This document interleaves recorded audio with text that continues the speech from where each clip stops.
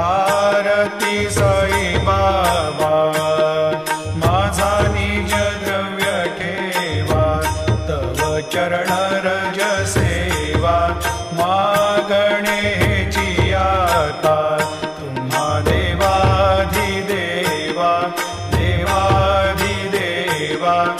आरती साई बाबा इच्छित दिन चातक निर्मल तोय निज सुख पाजावे माधवाया सांभाळा पोली भाग आपोली भाग आरती साई बाबा सौख्यदाता